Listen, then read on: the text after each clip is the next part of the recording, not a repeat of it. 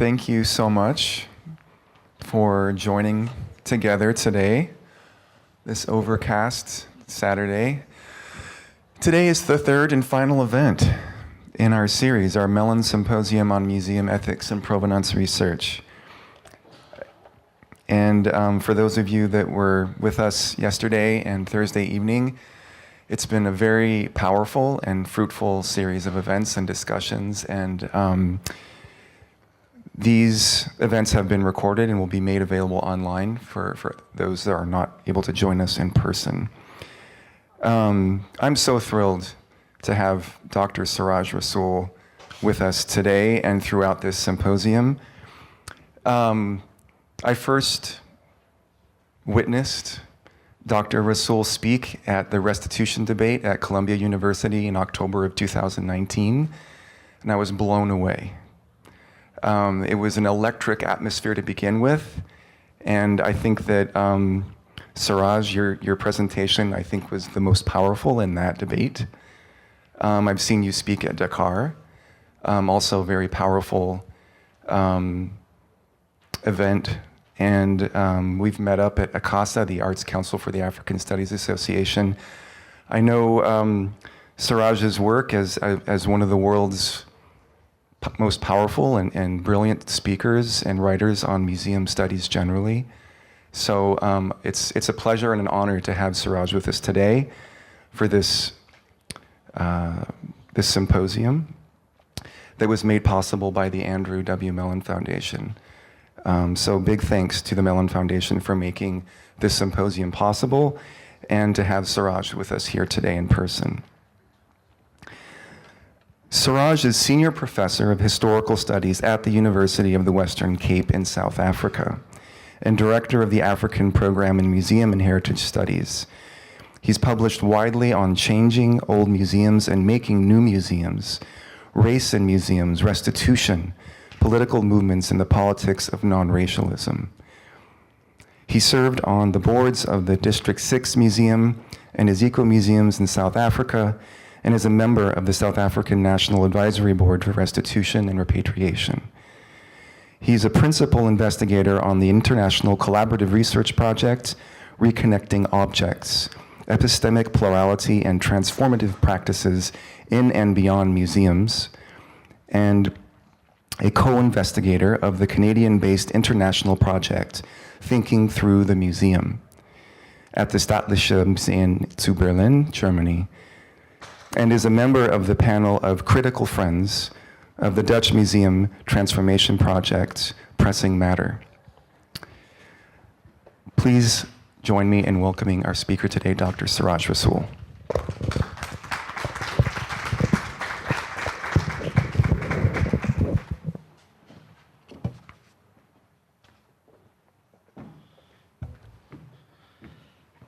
Thank you so much, Corey, for that very kind introduction. I spend a lot of my time nowadays thinking about restitution, what it means, how you do it, what the pitfalls are, what the opportunities are, and thinking about it in practice, in method, but also thinking about it theoretically and what it potentially can mean for us. And I'm going to argue to you that not only are we living in a time of restitution, but that potentially restitution holds the promise of a new meaning of museum, of a new museology, a new way of thinking museum outside of the governance of collections.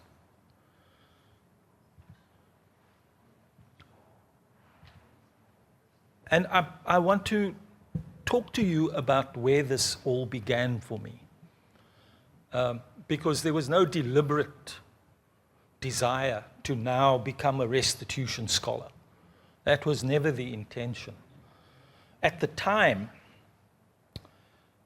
in the decade or so, decade and a half, 15 years or so before 2012, we had rethought our curriculum outside of the ways in which our department used to carve up the world before.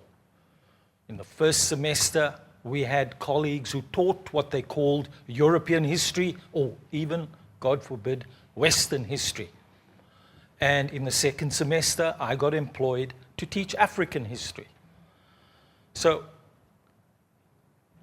we decided to collapse those distinctions, and we developed a new course which we called Africa, Race and Empire. That's a long time ago. It's in the late 90s.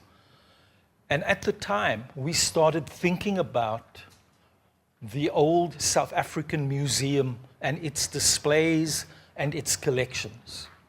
We started thinking about quite a famous or infamous exhibition that took place, that had been installed in the South African Museum in 1959, 1960, which was simply referred to as the diorama, which incorporated body casts made at the turn of the 20th century for the purposes of racial study into an invented scene of culture, of hunter-gatherers hunting and preparing food in a naturalized scene, which has become the hallmark of anthropology museums as part of natural history museums. A display that was subjected to the most virulent criticism. And we used to send our students into this museum and to go and interrogate the staff about the diorama, about body casts. And one of the big debates in transforming museums was about the future of body casts. What is the future of casts as records, racialized records of bodies, of people deemed to have been disappearing, generating an urgency for the records of the racial characteristics of their bodies to be preserved through cast making and through other methods of physical anthropology? What is the future of the cast? And we had quite an infamous exhibition, I suppose a failed exhibition, called Miscast, curated by the artist and Professor Pippa Scottness. So these were matters that we were thinking about. What is the future of race in the museum? How do you dismantle race? How do you make old museums and their collections fit for purpose for a democratic society? At this time, we also started working with the McGregor Museum in Kimberley in the Northern Cape, which was, like many museums at the time, were in the throes of making new exhibitions. And the major method that these museums used of exhibition making was what we called the add-on method. They simply added black history onto these displays of white culture and white history, white cultural history, that almost always told a history of Western civilization that somehow culminated in Cape Town and in other cities in South Africa. And like museums in this country and in other countries, these museums were marked by this fundamental classificatory division between the people of history and culture and the people who were deemed to live in very static societies, were the people without history. And those were the people whose material culture was displayed in the Natural History Museum or in the Ethnology Museum.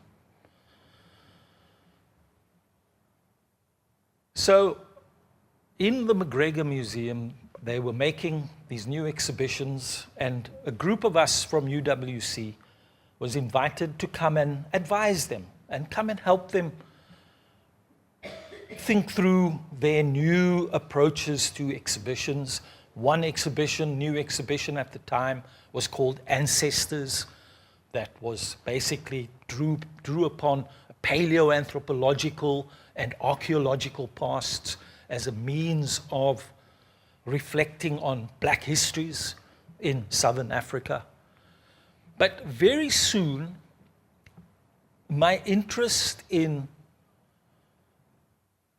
exhibitions shifted to an interest in the history of collecting. And I can tell you their accessions register was an extremely interesting document.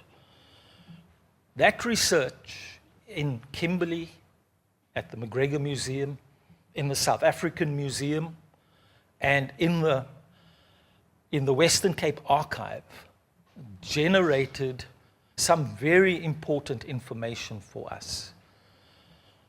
We found the records of a commission of inquiry at the turn of the 20th century, in the first decade of the 20th century, when South Africa was becoming a nation in the aftermath of the South African War, when all of the instruments, the laws, the constitution, the institutions were being created for this new white nation that was born in 1910. And at the time, an Austrian anthropologist by the name of Rudolf Puch undertook a field expedition in an ox wagon through southern Africa, Namibia, Botswana, and in the Northern Cape, in which he had an interest in this documentation and collecting the material culture of the disappearing people, of the people who were becoming extinct. And this was very much a time when the idea of the living fossil emerged, where South Africa was turned into a society of the living fossil. And there were different kinds of so-called living fossils, plants, fish, but also supposedly the Bushman was deemed to be out of time, was deemed to be on their route to being encrusted into the rock. So this urgency that they had, that there was at this time of documenting these bodies, led to the caste-making project. And our debate about castes, it turned out, was an alibi for something far more serious. Because at the very same time, the McGregor Museum and the South African Museum entered into deals with grave robbers, and they acquired the remains of either skeletal remains or sometimes bodies of people, and sometimes even purchased the bodies of people before they died. And at the time, as Puch was employing people to do this collecting, and as he was at the very same time making sound recordings, film, photographs, collecting material culture, all of these assembled onto his ox wagon as he proceeded along a route, but also collecting the dead. Mostly skeletal remains from the remains of buried bodies which had degraded and which needed to be boiled on the spot and then wrapped in linen and placed onto the ox wagon. And in the case of two people who we were able to name, Klaas and Troy Pienaar, at the farm Pienaar Spits near Kuruman in the Northern Cape. Their bodies were disinterred, broken at the knees, placed into a barrel, and sent to Cape Town, placed on a ship that went to Hamburg, and then to Vienna. So you've got a collecting history by an anthropologist at this time, when anthropology in the German-speaking parts of Europe were done all together before this division occurred between ethnologie and anthropologie, which characterizes German and Austrian museums today. And what is interesting about this time is that the South Africans objected to the work being done by Rudolf Puch, not because they were against these racist acts of violence, but because they argued, they put forward an argument for South Africa's own scientization, because this was a time that we have referred to as the South Africanization of science, and a proclamation of South Africa's own modernity. Because the South Africans wanted exclusive access to these remains, and it is exactly this that enabled the South African Museum to emerge as a modern museum, and which fueled the formation of the McGregor Museum in Kimberley. So the modern museum in South Africa, I have argued, was founded on the dead Bushman body stolen from graves and sold to museums, traded by grave robbers. And this led to a book that Martin Legassic and I published in 1999, Skeletons in the Cupboard, this inquiry. And at the time, we were very lucky in that we were able to bring this history to the attention of the South African authorities. There was also this moment in 2008, as I seem to remember, when we were invited to Vienna, when our colleagues in Austria were in the midst of a celebration of their founding father, the first professor of anthropology in Vienna, and where Rudolf Puch was celebrated as a multimedia scholar. And Martin and I got up and presented the detail of the blood and gore of their ancestor. And the colleagues sat in this audience in tears, without this knowledge of what had happened and what was done. So you've got a whole infrastructure in Austria founded on this violence. And our Austrian colleagues immediately recognized that they have the remains of two people in the Natural History Museum, and immediately offered for them to be returned. In the end, what happened were negotiations between South Africa and Austria, and I was invited to be part of the team to do those negotiations. And the question arose for us, how do you do a return?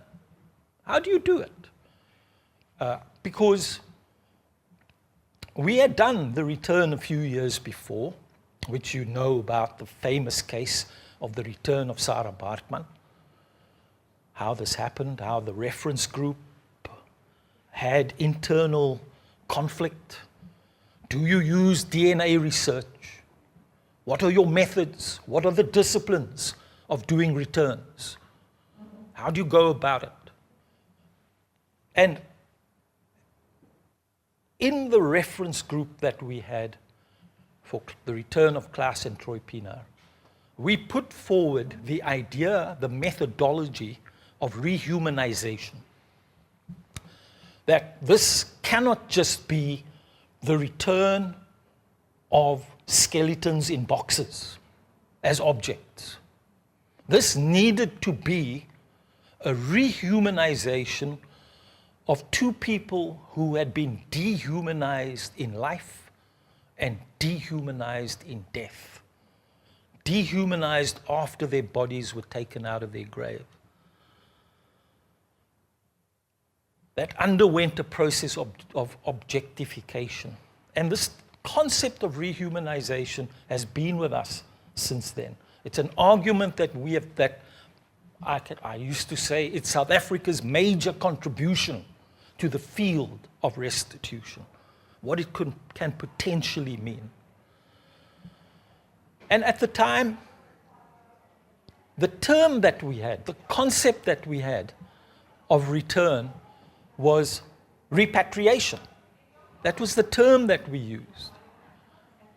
And this idea of repatriation was difficult for us.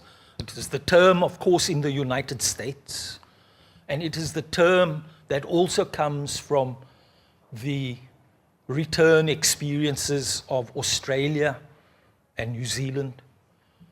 Repatriation is a concept that signals something about sovereignty, about state authority. So it is a term that puts forward an idea of the nation. That's also a kind of masculinist term of fatherland. And so in the United States, in indigenous restitution work, the idea of rematriation has also emerged. But one of the arguments that we made at the time was that you cannot just talk about repatriation as something that happens. You need an argument for a return to be made into a repatriation. Now, at the time, of course, this was very much a time of making a new society in South Africa. We had the Truth and Reconciliation Commission on the go, inquiring into certain kinds of violences and certain kinds of deaths. And we now have the wonderful work that's taking place in the aftermath of the TRC through the Missing Persons Task Team of identifying the remains of people murdered and rendered missing by the apartheid state and returned to their families. We've also had the work of the Land Commission, of returning land and houses to people after a long history of different forms of removal and displacement. So the term restitution was used in that context as restorative. This idea of being able to return to a place undergoing, experiencing some kind of symbolic restitution. So this idea of restitution has been with us.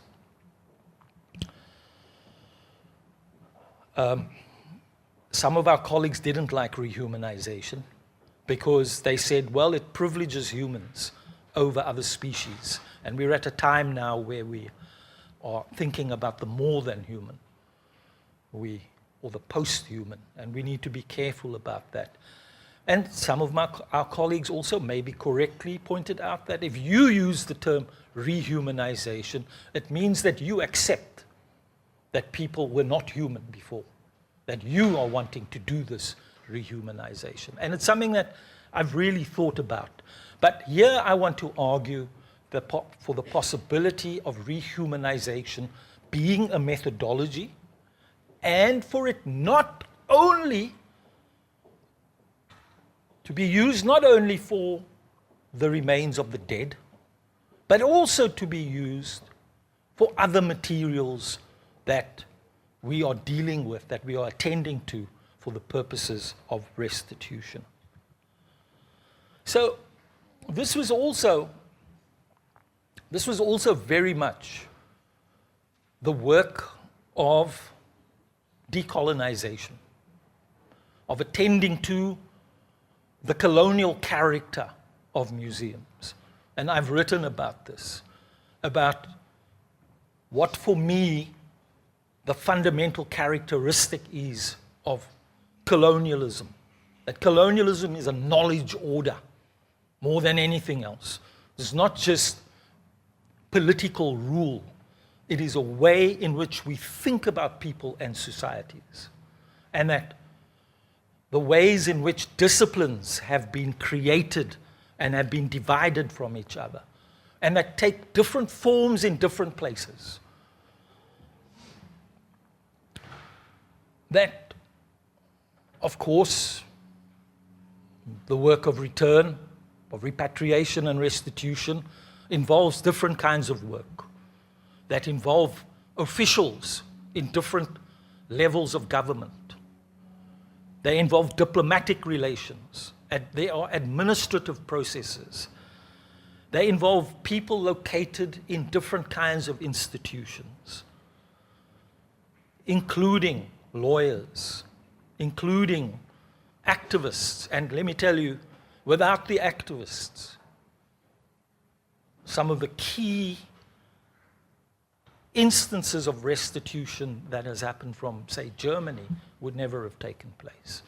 You're talking about the pressure of activists. And I'm going to make an argument that without the activists, without the NGOs, without civil society, you do not get restitution. And I'm going to come back to this a bit later, but it is also important for us to move away from the idea of restitution as an event of return. And we need to start having a theoretical knowledge of what these concepts refer to. How different repatriation is from restitution. How these mean different things. We've got colleagues in Ghana, in other countries, in Kenya, who have presented an argument that Europeans have stolen restitution from Africans. They've written all these books about Benin bronzes. They speak on public platforms all the time. They have stolen it, and we have lost any history of older African claims. And we've seen some of that in the presentations, Peju and others, in the last few days. But I'm going to put it to you that Europeans cannot do restitution. They do return. The concept of repatriation means giving. And it is used and it's developed in the United States because of the way in which NAGPRA places an onus on museums, on giving. And correspondingly, we have argued in relation to European museums that they must be proactive. They must do the provenance research.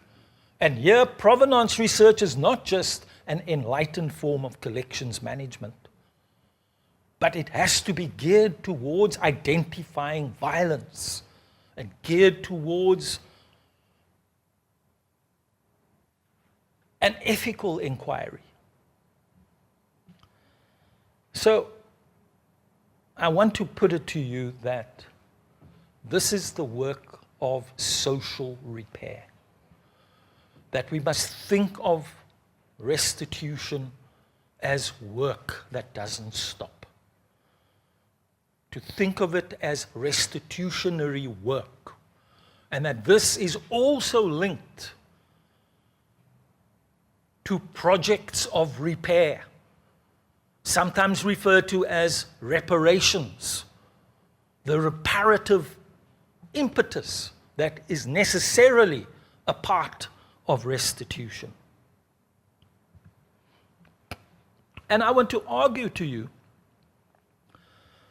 that restitutionary work potentially could be a radical museology, so that the museum itself is founded on restitutionary work rather than the government of collections.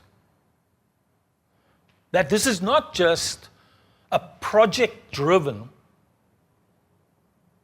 add-on through the resources such as from Uncle Mellon to add on to the work of the museum, but needs to be figured as a fundamental part, the core part of what a museum is today, because this is going to be with us for a generation or two at the very least. And we need to do this conceptual distinguishing between the work of giving and how that squares up with projects that demand restitution. Because restitution is African work. Restitution is the work of building claims and building demands. And that is our major challenge today, is how do we ensure that returns happen on African terms, not on the terms of the givers. That is why we have our colleagues in Germany are very eager to do the returning as quickly as possible, because they want to do it on their terms. And so I've argued to them that, in fact, as much as these matters seem to be so advanced in Germany, the German language actually does not have a term for restitution, because they call it restitution, but it is not restitution. Rückgabe is giving back. It is not restitution. As important as that is, it is not restitution. And so when you have these returns, essentially what you have is a contest between repatriation or Rückgabe and restitution. That you have a balance of forces. And our work needs to enhance the African capacities for restitution. And it's very interesting, even just the language that we use. You know, our Dutch colleagues try and have now seemingly followed suit after the Germans, and now also refer to the work of giving as teruggawe. Teruggawe. And we've put it to them that actually you have potentially a much more powerful concept that has the word care in it, zorg, terugbesorging. This idea of care potentially is much more powerful. And the other reason why that comes with Rückgabe is that Rückgabe comes to us through the German museum classificatory system. So we have the very interesting example in the last few years of the work of the Van Lushan Sammlung, the collections of human remains grouped under the name of the anthropologist Van Lushan, and of the management of human remains from Charité Hospital into the collection of the Archäologische Zentrum in Berlin and part of the Museum of Prehistory, and of the planned processes of return that have happened, in which I've participated as an advisor And let me tell you, within 5 years, the whole field changed from one that started with this idea that what was required was a balance between community and science. Today, not a single German museum would argue for the retention of the remains of the dead, because there's also another history about the dead in the background. And these comparisons and relations are always on the agenda and on the table. How do we think of the relationship between colonial violence and the violence of the Holocaust? How do we think of these relations? And those matters are important in this day and age. And we have matters underway involving Namibia. We have matters underway involving former German colonies of Tanzania, former Tanganyika, of Rwanda, of Togo. And so when it was decided to return the 1,000 skulls that had been collected by the Polish anthropologist Czechanowski, the fact that Czechanowski also made field sound recordings and collected artworks, material culture, didn't feature, because these returns are happening firmly within classification systems by different museums. And this has been one of the problems of the way restitution has happened. And so our work that I told you about at the beginning with Austria, the negotiations that we did, the demands that we placed, in which we argued that whatever was on that ox wagon belongs to the dead. These artworks are ancestors. They are as much ancestral as the physical remains of the dead are. Because the question arises, what belongs to the dead? And so when you do this outside of museum governance and classification, then new possibilities arise. And very interesting to hear deaccessioning coming up in our discussions in the last few days. And this idea of deaccessioning has been very important for us in South Africa, because our book Skeletons in the Cupboard did not only result in the return of the remains of Klaas and Troy Pienaar, who were reburied in 2012 at Kuruman. Unfortunately, not on the same farm where their bodies had been disinterred from, because the law has changed. They were buried in the municipal cemetery nearby. And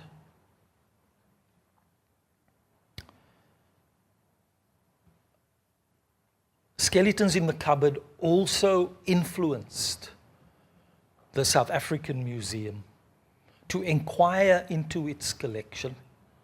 And we made the recommendation at the time that all of the dead who had been acquired for the purposes of racial study, or who had been stolen, whose bodies had been stolen from their graves through these deals over the dead, were unethically collected and needed to be returned.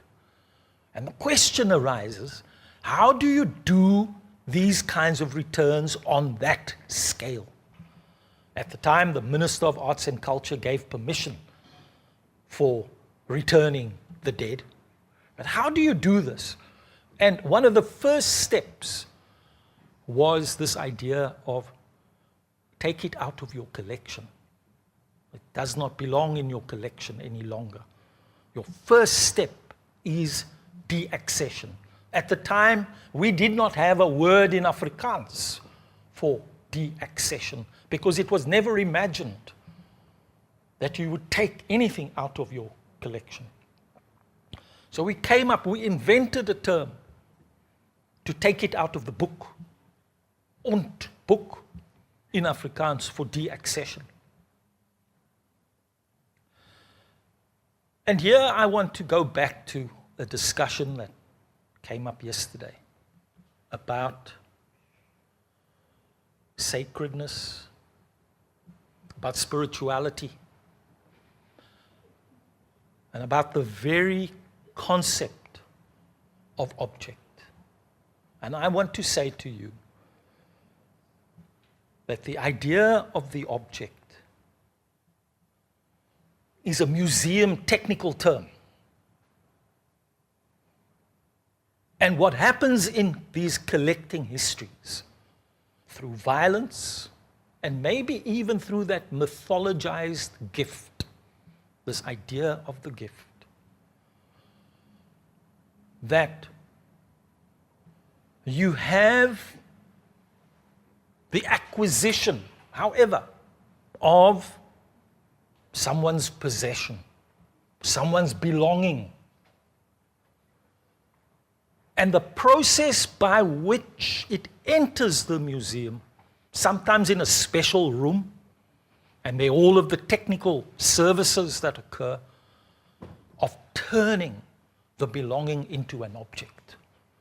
You have a process of objectification that occurs at the same time as it gets placed into the classificatory system.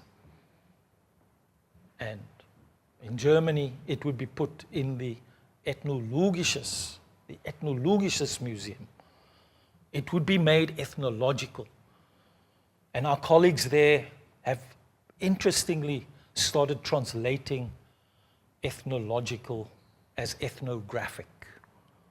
This idea, and the concept of ethnographic gives you such an alibi because it's a human term, it's a methodological term. And here, something that I've spoken about in the last couple of days, is that these processes have happened differently in different societies. And the life of the classificatory system, the life of disciplines, has differed from one society to another. And those societies that experienced African freedom struggles have had to think about what anthropology is and what is the purpose of the Anthropology Museum. And when the discipline of anthropology in the university and the museum has had an encounter with African historicity through the work of African history, then you have a very interesting process at work. It just so happened that I got to work in a society that does not have African history at all, because Germany did not experience African freedom struggles. Our German colleagues lost their colonies at the beginning of the 20th century. And you have a remarkable kind of museum society of 19th century disciplines, almost unchanged, but where people are reading scholarship in the United States and in Britain and France. But the disciplinary arrangements are kind of taken for granted, so that you cannot go to a department of history like you can here and propose to study the history of an African society. It's just not possible. It's just regarded as absolutely absurd. So, it's been very interesting to realize these things, to realize how different colonialism was and continues to be from one society to another. The same goes for another concept that we have used over and over, this idea of human remains. Human remains is a concept of human biology. It is a concept of science, and it is a concept of the museum that has objectified the body of the dead.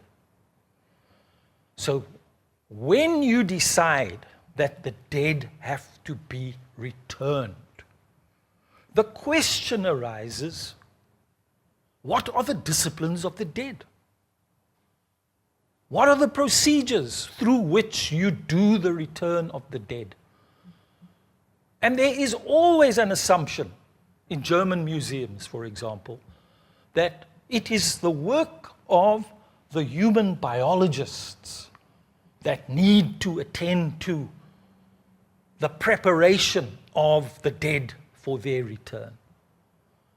And you have, time and again, you have from Berlin to Freiburg to Göttingen, all of these places where there have been returns of the dead, where the work gets done by human biology.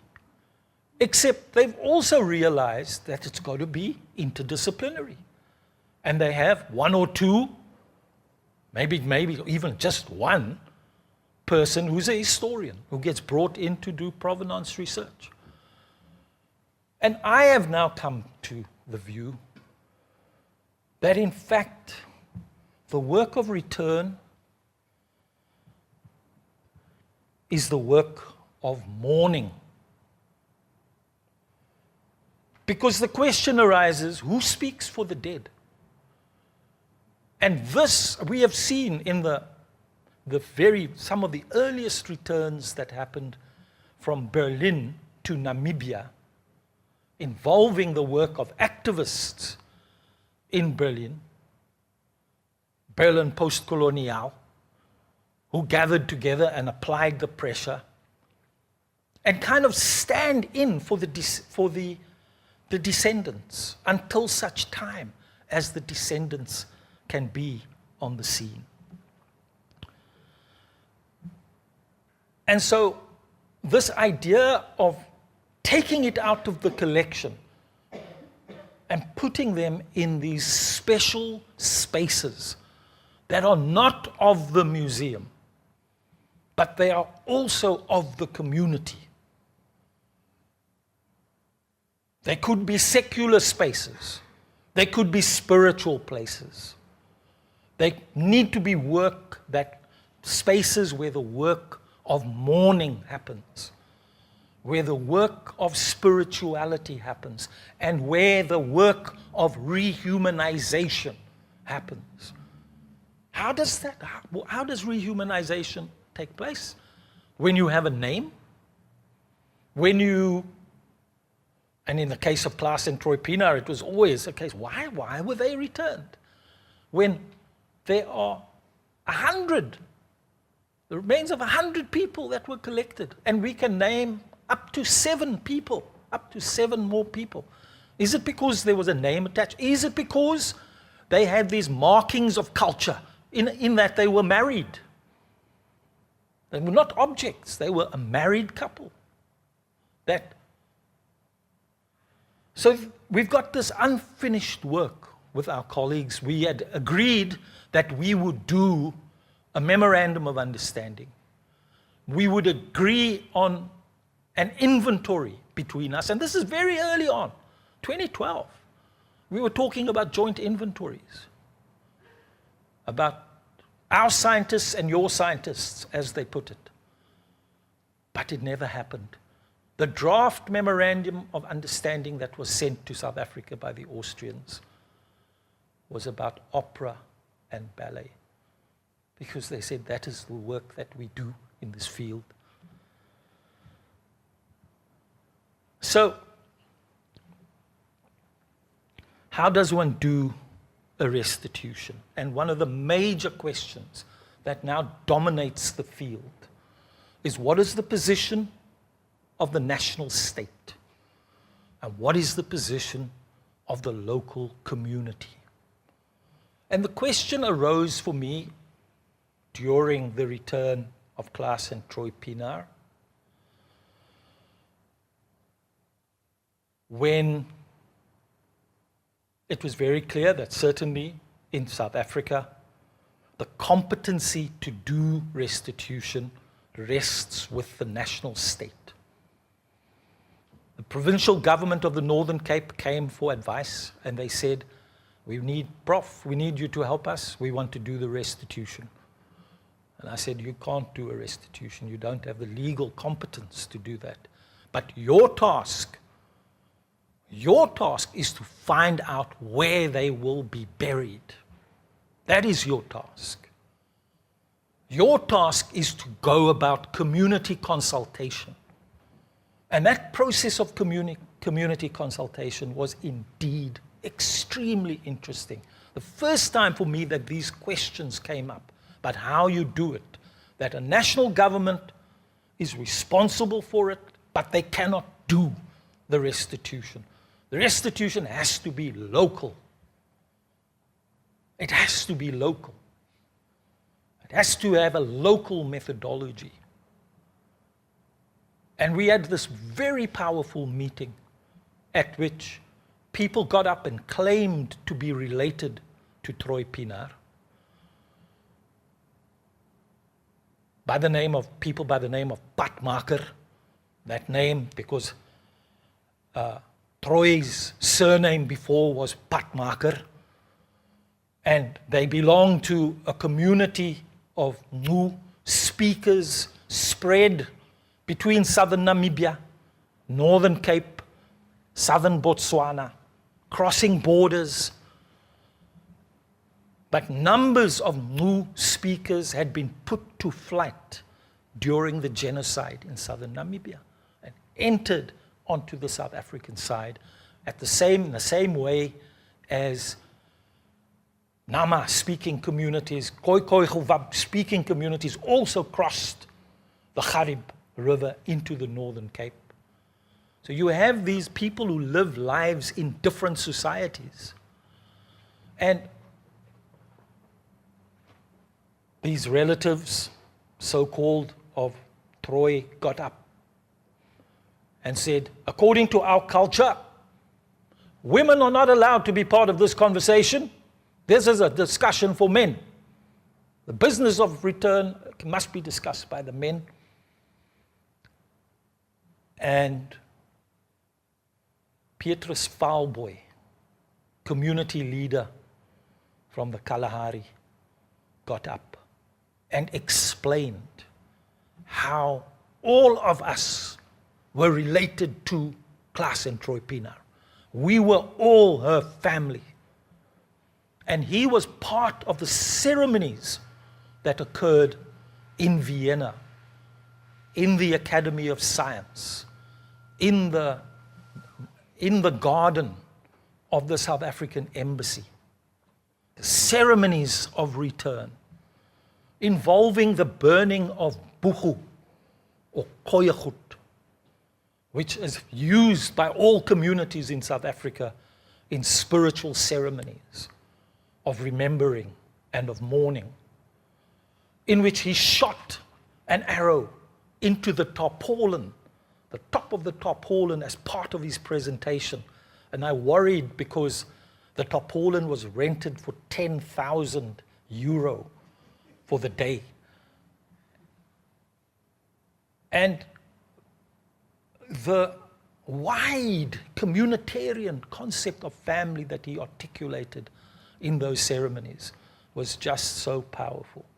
And these questions have also become important in all of the work that's happened in Namibia, in Tanzania, in Cameroon, that involve difficult histories, where it seems that a substantial amount of the artworks in Berlin come from communities who describe themselves as Anglophone, and that they do not feel that the national state of Cameroon represents them sufficiently, and that these national committees that have been constituted, Cameroon, Tanzania, have been extremely slow to do this work.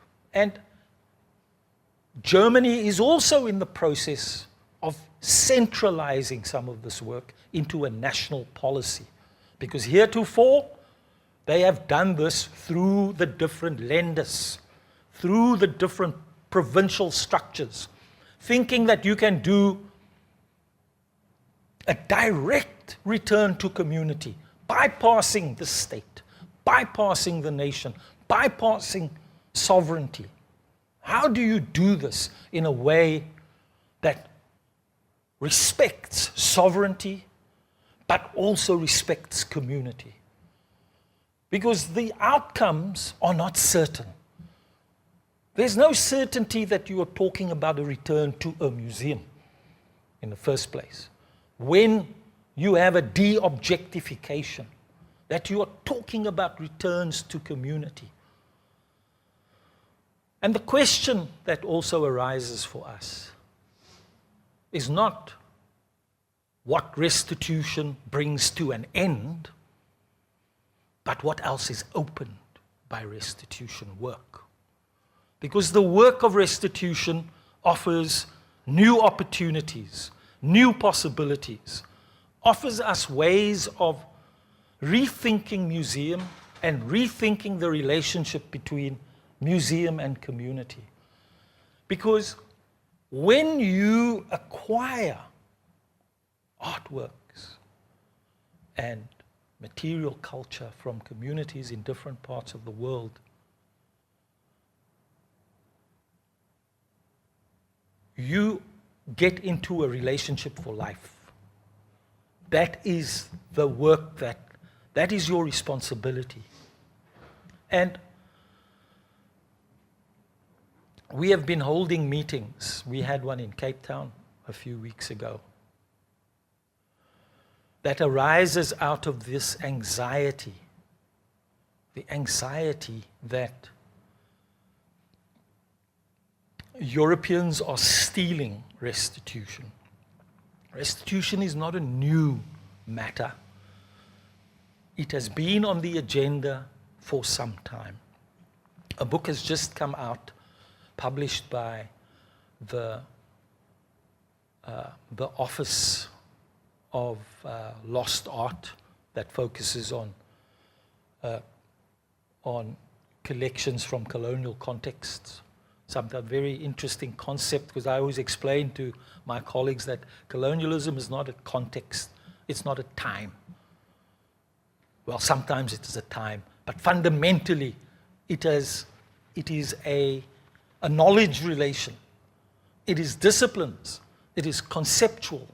Because what we are talking about is attending to the making of a single humanity. Not in some kind of vague post-racial way, but in a way that is attentive to the history of the making of race and the making of tribe. And that does so in critical ways, because we have an enormous responsibility now. Our responsibility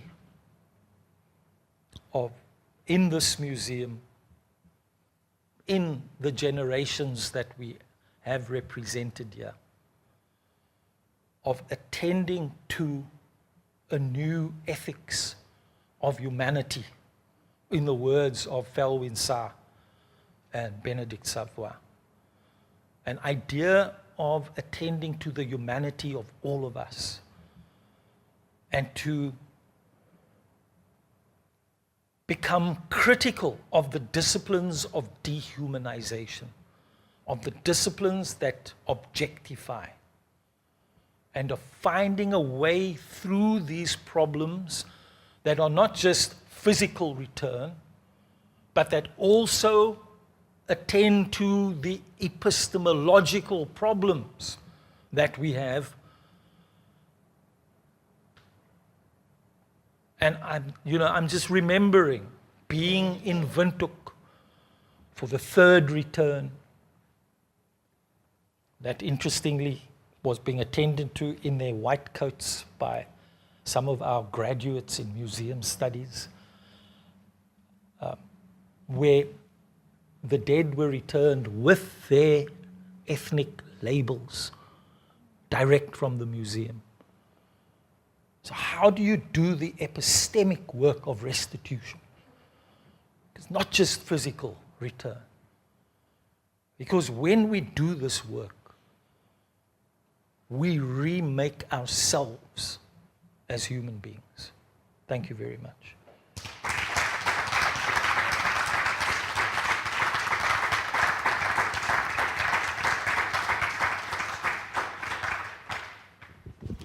Thank you so much, Ciraj.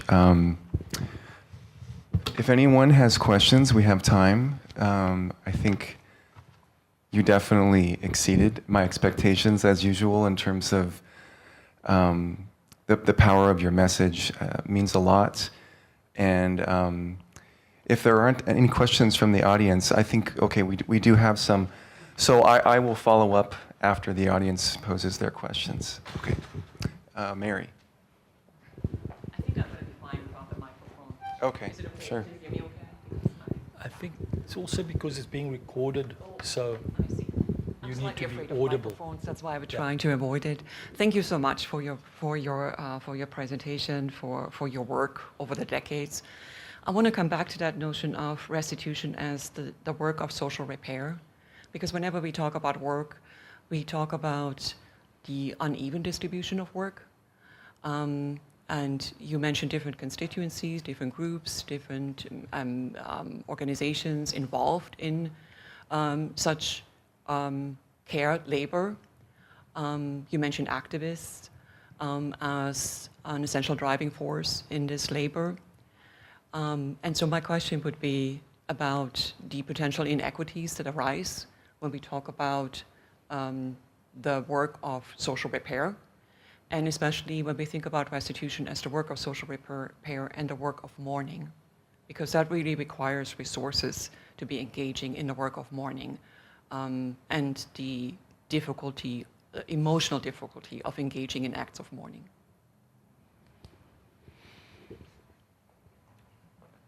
Thank you so much, Mary, for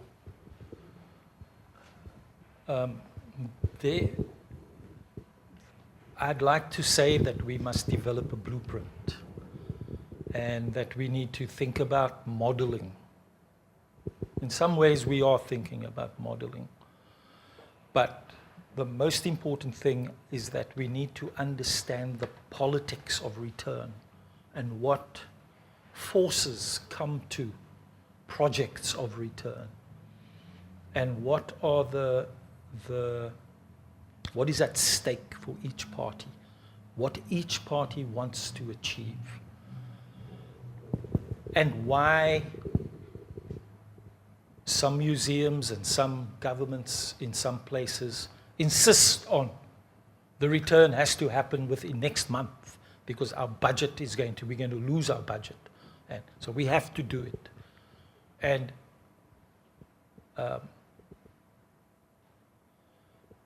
And sometimes societies are not geared towards return. So in the very first return that happened from Charité to Namibia, sadly, our colleagues had not carefully thought through what it means socially, what it potentially could mean for Namibian society. Because their concern was far more on getting an apology from the German government, on the negotiations that needed to happen over reparations, and an anxiety that the Namibian state did not represent the communities of the extermination order. And we can go from one society to another and think about these different dynamics and conditions. And we need to be attentive to white saviorism, to an undifferentiated concept that we have that does not distinguish between giving and demanding, so that we try as much as we can to determine the terms of restitution. And it requires national policy, it requires committees, and it requires a deep attentiveness to the local. But when we say the local, we also have to be careful not to. So sometimes I think that our colleagues in Germany want only the local. In the first policy that was being generated out of the German Museums Association, they imagined that individual museums would verify the claims being made and would do, once verified, they would do direct returns. I'll never forget being in a conference in Mainz with a curator from the Karl May Museum of so-called Native American material culture, of him being told that he has to verify the claim, whereas in fact, quite frankly, it's not your business. You hand the matter over to the Smithsonian National Museum of the American Indian to attend to these matters. They are a way of dealing with these matters. So,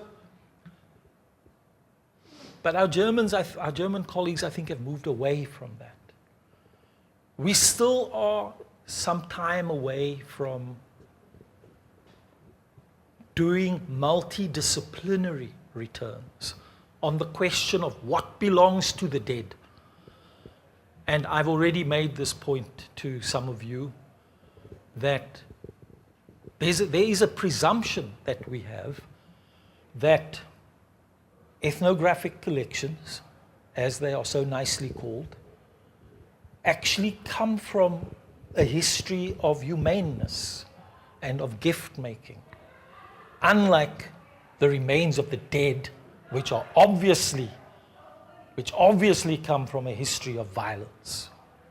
That association with violence is far more easily made when it comes to dead bodies, and it's very slow to be understood when it comes to anything else, because, it might be an exaggeration, the major concepts in anthropology come from a history of anthropology in the Pacific, comes from a history without liberation struggles, comes from a history of remaining colonialisms. And you see these unfold, the tragedy of this. I have been with colleagues from Papua New Guinea in a German museum who are so weighed down by the legacy of the Australian mandate that they do not expect that their ancestors are going to be in a German museum. The trauma that you undergo when you have been so disempowered. So the whole idea of the way in which the forces of activism need to be mobilized, and the forces of civil society need to be mobilized, so that restitution is not just legal, diplomatic, political, administrative, logistical. Is it a plane or is it a ship? Is it a box or is it a coffin? How does one do it? And we've seen our colleagues here discuss all of the procedures. So you're absolutely right. These are matters that we need to really be mindful of in every project that we undertake. But I think this is our time to really start thinking through these matters with seriousness. Not just building occasional projects. And as you know, nothing is guaranteed. We are living in times where nothing is guaranteed. But in the meantime, we need to spend some time thinking about what do we mean by museum? In what way does restitution put pressure on our concepts of museum to rethink the very notion of museum outside of the forms of authority that we think museums have? And that our colleagues 23 years ago, when they devised the Declaration on the Universal Museum, when they thought what that authority is. You know, we're talking about the future of all the people in the world. And quite frankly, we've got to dismantle the colonialisms and colonialities that live with us. It's very important that we do that.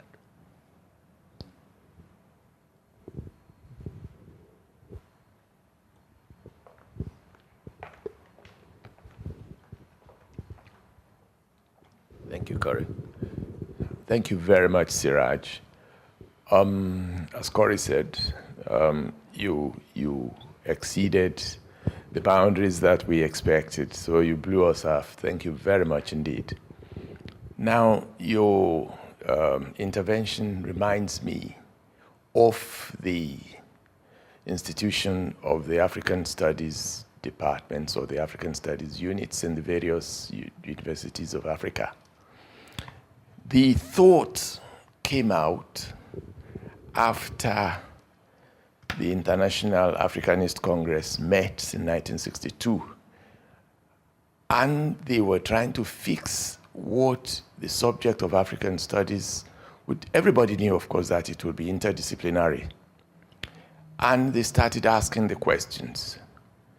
Can the humanities humanize? If indeed it can, it means we have to project it, exploit, and of course ensure that it completes its mandate. I envisage that restitution studies, provenance studies, and so on, will entail, it's opening up a new vista, in fact, a new epistemology, a new curriculum with its own epistemologies and its own methodologies and techniques. The question then arose because there was a large contingent from the University of Ibadan that went to Accra for the International Africanist Congress, made up of both scientists and humanists, people in the humanities. And then when they came back home and we started to have these Wednesday seminars, the question then arose. In fact, some of the intellectuals stood up and said, what will be the point of studying African studies in an African university? Should we not leave it to the people who'd been doing area studies and felt that they were inventing knowledge on our behalf? I do envisage that the opening up of provenance studies will encourage other people. It will take some measure of courage and some measure of persistence and activism, as you rightly said, without the fear of authorities, limiting authorities, who might feel that many more things are being unearthed. But the truth is that there are universal values and there are particular values. I mean, following on the Ghanaian American philosopher, Wiredu, are there universals and are there particulars in this matter? Because what we must be thinking, all of these things concern the whole of humanity. Humanity as one race. It's not about particular sections of the human communities that we have around the world. We must be able to conceptualize ourselves. We must conceptualize each of these disciplines in their totality. And that's why, as you rightly put it, we know that scholarship and knowledge hunting is about the discovery of truth. and also about the ascendancy of truth, which truth is more current than the other. And so we cannot avoid the idea of it being very clinical in this regard, whether it be restitution or repatriation of dead bodies, morbid anatomy, or whether they be the restitution of artworks. Art, there are arts for art's sake, there are arts for life's sake. The epistemology and the methodology, and of course, the implications of this forced us at the University of Ibadan. The Institute of African Studies used to be a research institute. But when these questions came up, what is the point of the Institute of African Studies in an African university? We then said, okay, don't worry. We'll ensure that we enlarge the curriculum. The epistemology now involves not only research, it also impacts on teaching. So we'll continue to admit people, not only for teaching, not only for researchers alone, not only for teachers and students alone. We also must interrogate this by constant seminars, Wednesday seminars, we call them. So it is important that we convince our colleagues on the other side of the fence that these are universal values with universal implications, and that they bring the whole of humanity together. These are not disparate projects. We must ensure that these universal values are emphasized, and we then realize that the point of provenance research and restitution would have to do with the conceptual framework of humanities as a whole. Thank you very much. Wow, thank you so much.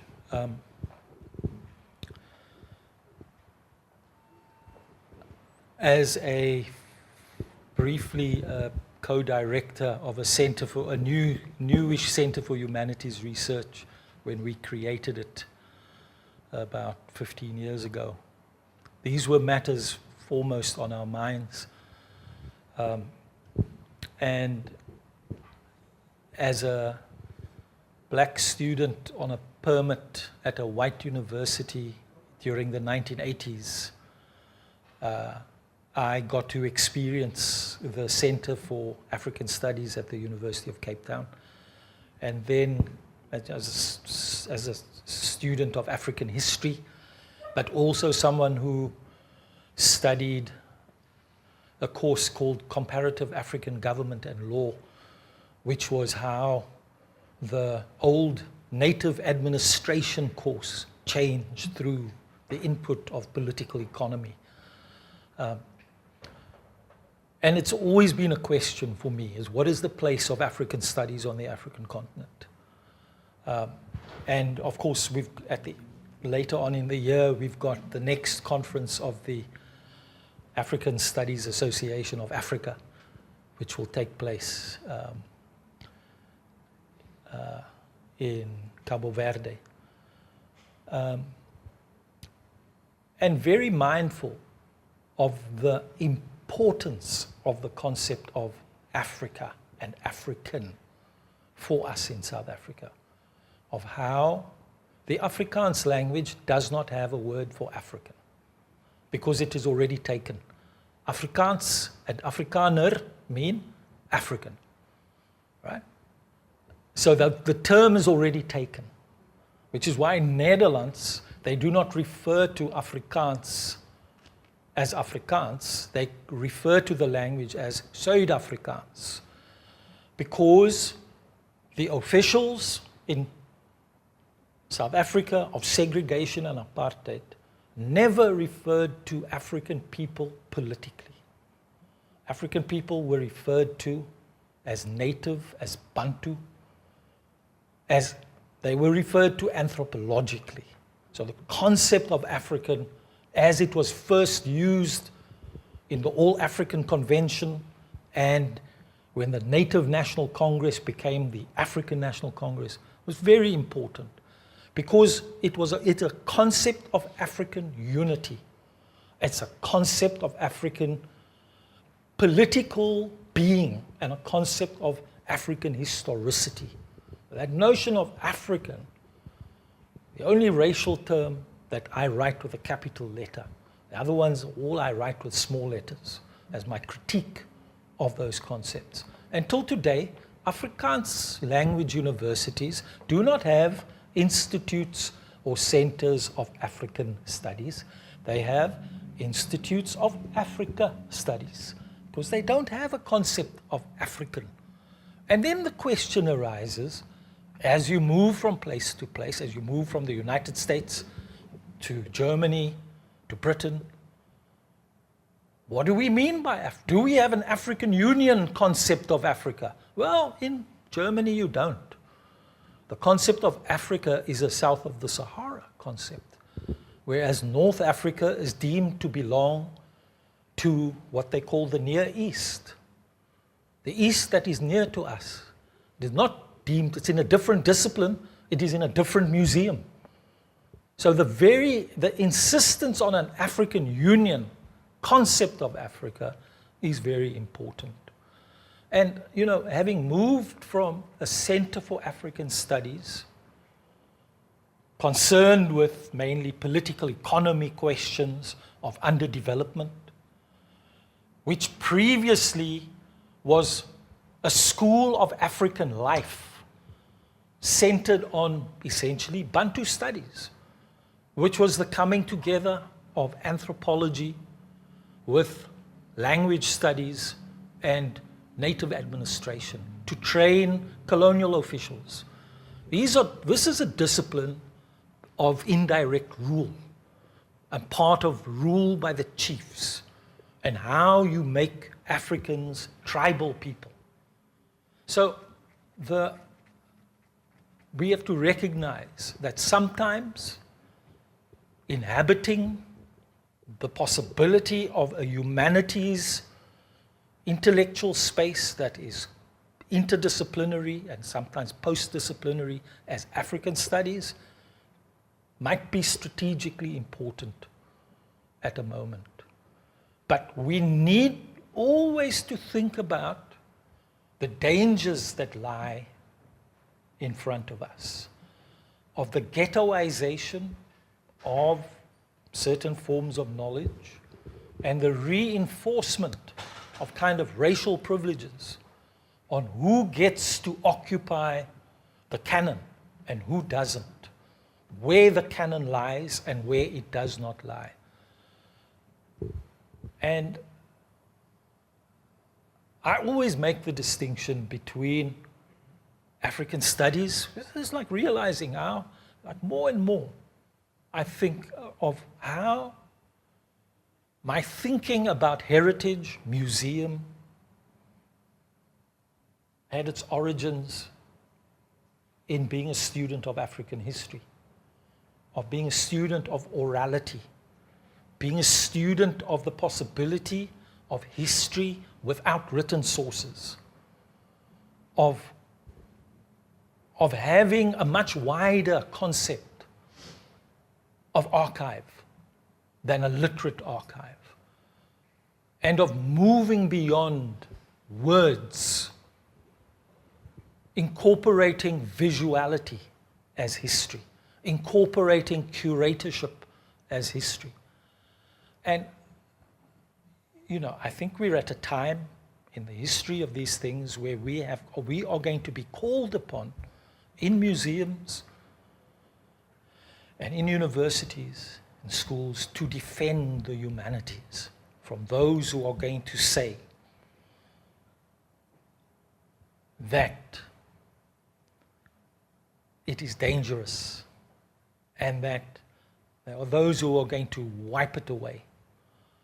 We're at a very dangerous time where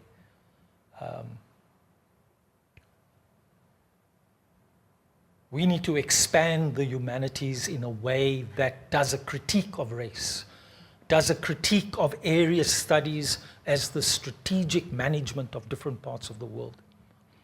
And these are different challenges in different places. You know, I tell my German colleagues, like at the University of Cologne, you want to do an important step in dismantling the colonialism of your structure, you appoint someone in the history department who studies African history, not just in Africanistic, because these institutes of Africanistic are not what we might call African studies in English.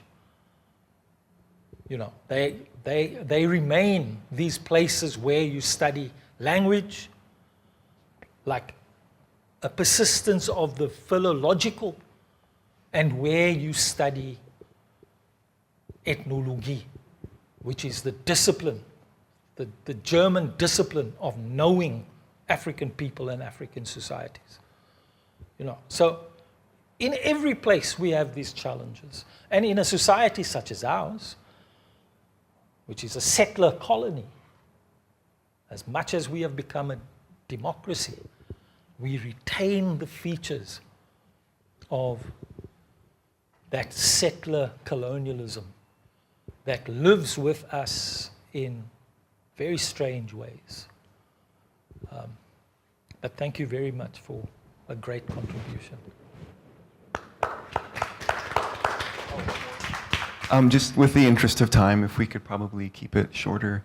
We're over our limit, but I think if we agree to one more question, we can do that. I do have a question, though. First and foremost, echo everyone's gratitude. Thanks, Corey. Thanks, Corey. Echoing everyone's gratitude, my question is, you raised up an ontoepistemic question, and particularly about spirit. And so I'm curious about your personal, deeply personal ontoepistemic as something that's inseparable from self as other.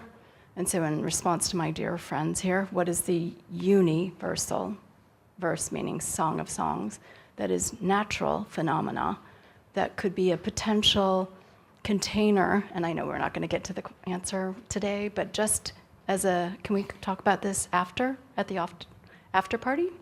And so, whatever that is, I'm just posing to us as a group that we have sat in spaces and places and times and institutions of great epic separation as a humanity.